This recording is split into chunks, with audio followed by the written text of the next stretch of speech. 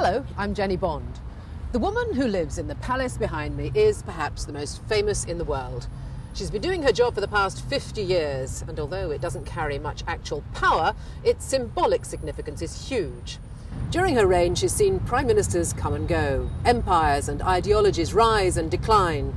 Tides of republicanism have swelled, subsided, and swelled once more, and yet she's remained a respected figure, an enduring symbol of continuity and stability in an era of unprecedented change.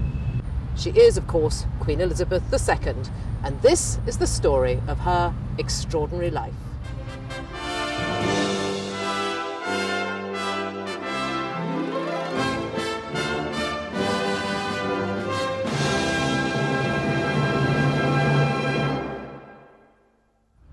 It's hard to believe now, after more than 50 years as Queen, but Elizabeth wasn't born into the role.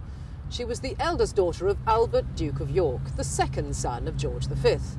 She was only third in line to the throne when she was born in 1926, after her uncle David, the Prince of Wales, and her own father.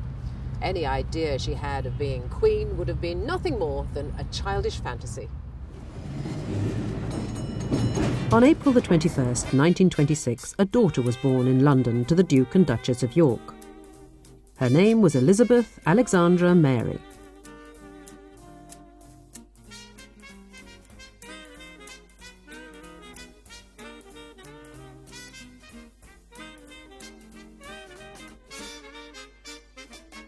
In those days, it was still traditional for the Home Secretary to attend and verify a royal birth. So Sir William Johnson Hicks, whilst not actually in the delivery room, was there in the house at the time.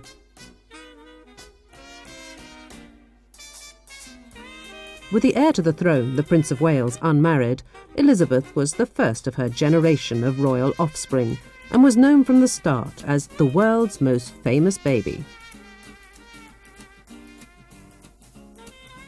As she grew up, she became the world's most famous child, a title which didn't seem to worry her unduly.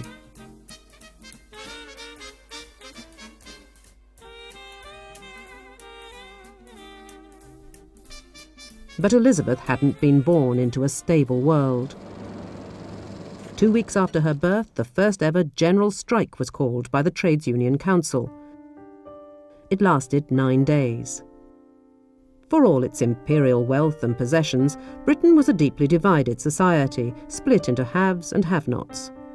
As the Great Depression hit hard in the late 1920s, unemployment reached 3 million, and the divide grew deeper and wider.